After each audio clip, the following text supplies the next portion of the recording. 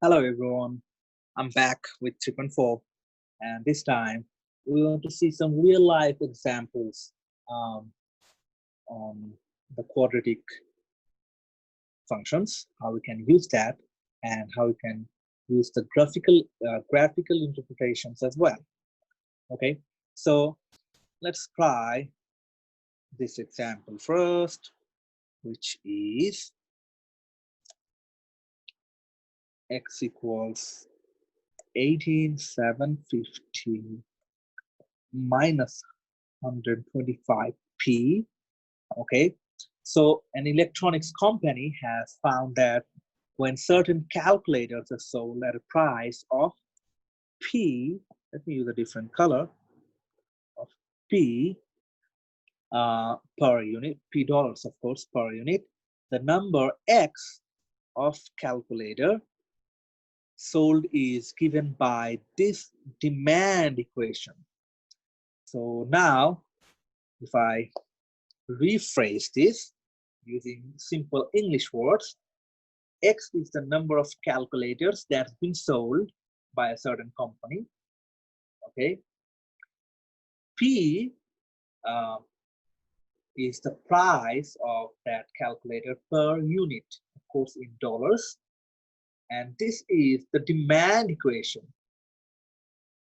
Okay.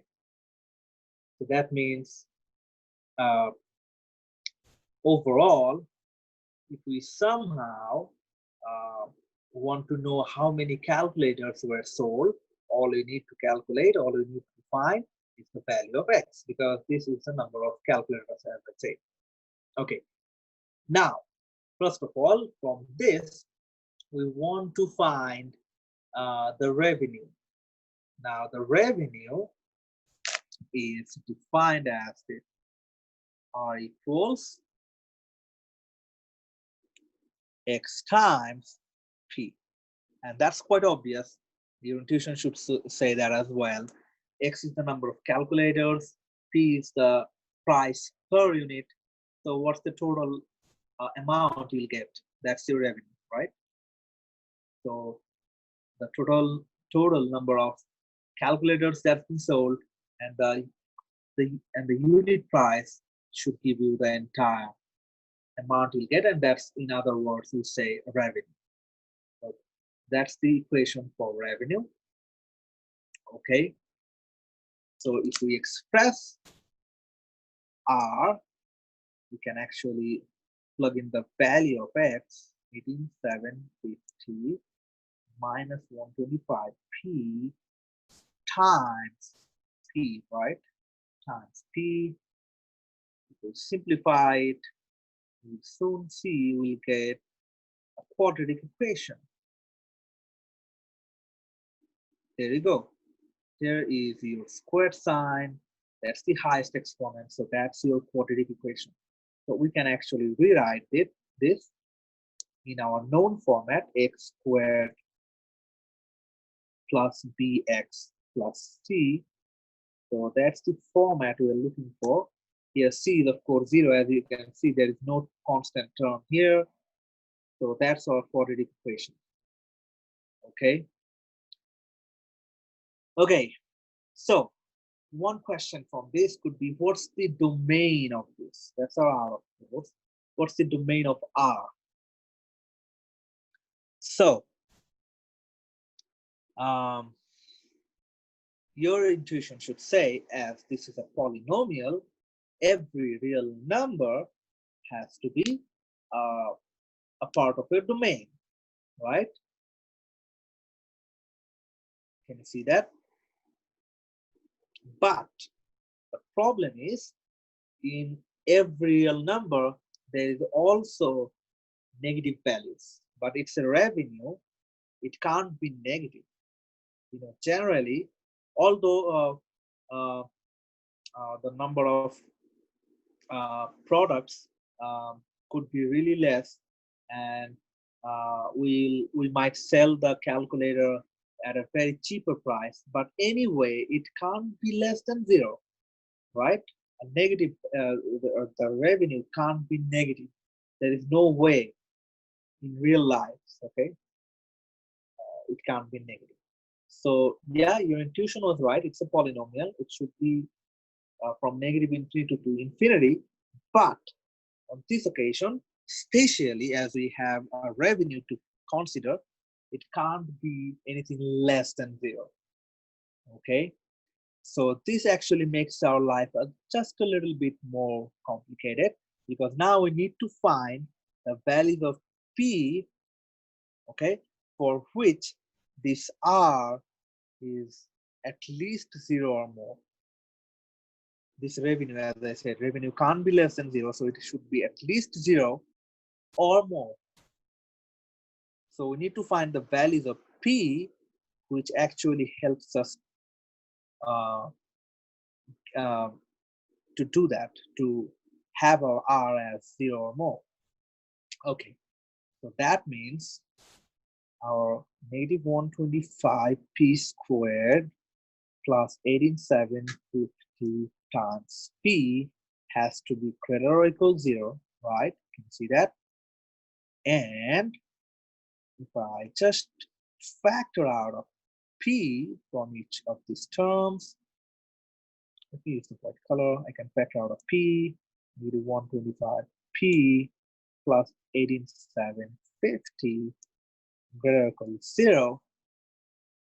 Okay, so from these two, as our product of these two is greater or equal to 0, so that means either p is greater or equal to 0 or this guy, negative 125 p 18750, this guy is greater or equal to 0. If we solve it for p, we'll get p is less or equal to 150. So I'm not going to show how did I get this, because we have seen this in Math 95 or Math 96. So if anyone is struggling to reach this, you can send me emails. Okay, don't hesitate to do that. But first, try and use your concept from Math 95 and 6. Okay, Math 95 or 6. So I can't really remember precisely in which you actually worked on this type of problems. Anyway, so as we know, our p can't be 0 or less, or no, I'm sorry, it can be 0, but it can't be less than 0, because as we have seen, p is greater or equal to 0. We have seen p is less or equal to 150. So our domain should be between 0 and 150.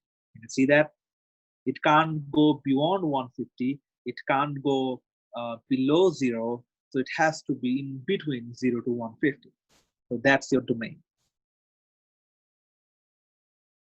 Because this p will help us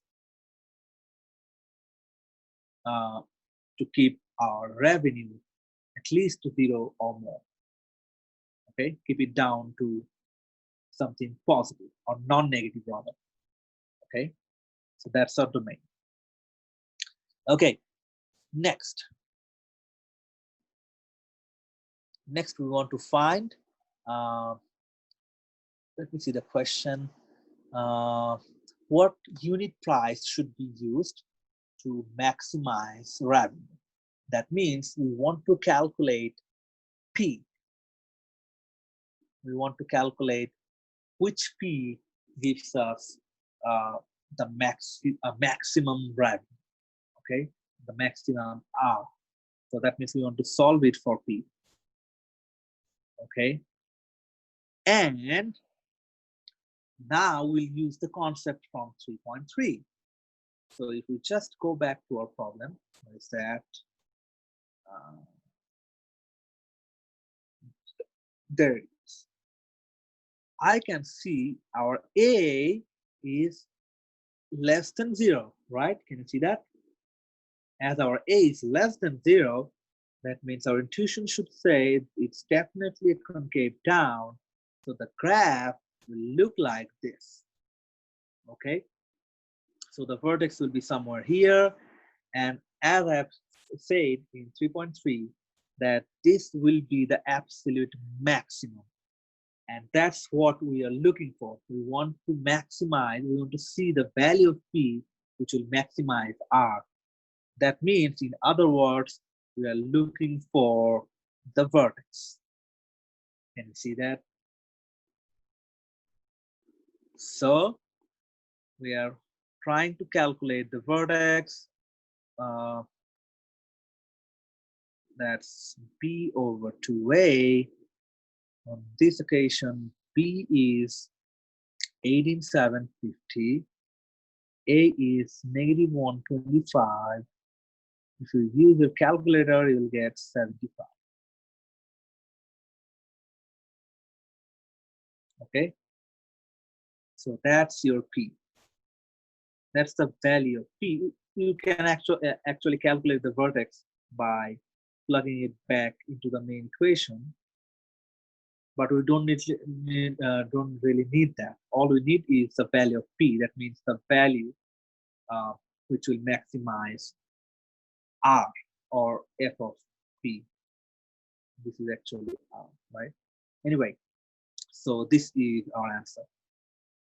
So clearly, if we graph it, this will be R, this will be P. We'll have a graph like this. So this is our vertex. We want to see at our vertex what's the value of P. Instead of X and Y, now we have P and R's. Okay, does it make sense? If it doesn't, we can discuss about it tomorrow. If anyone has confusions, you can send me emails. Maybe we can discuss it tomorrow. Just imagine P's and R's instead of X and Y. Then it will be easier to visualize, right? And of course, we question in the next question, we want to see what is actually our maximum revenue. We know our maximum revenue will be at P equals 75. So if we just plug in 75 in place of P, it will actually give us the result 18,750 times 75. We use more space. 18,750 rather times 75. It will be $703,125. That means that's the maximum revenue. Okay, just imagine X and Y. If you plug in X, you get Y, right? So it's in terms of P and R, your R should come from this. Okay, so that's the maximum revenue.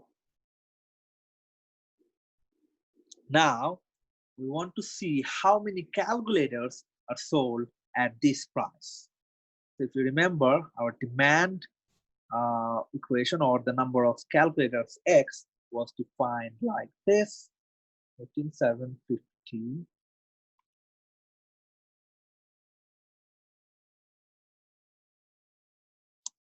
minus 125p.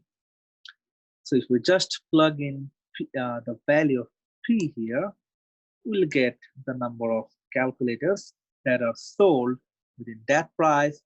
If you use your calculator, you will see that this is our answer. Okay.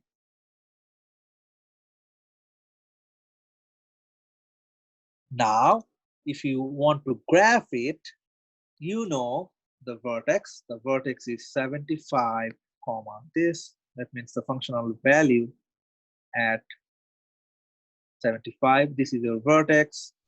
If you just plug in X equals 0 and get your y-intercept, you'll get one more point. If you solve it for X by plugging in y equals 0, you will get the x-intercept, and we know it's concave down. So using this information, we can actually graph this problem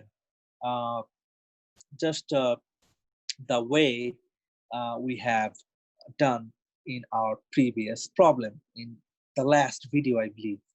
Okay, And so as you can see, using this type of concepts, we can actually graph, we can actually see where is the maximum value, what's the maximum value, uh, you know, um, we can actually do lots of different stuffs using this type of um, problems.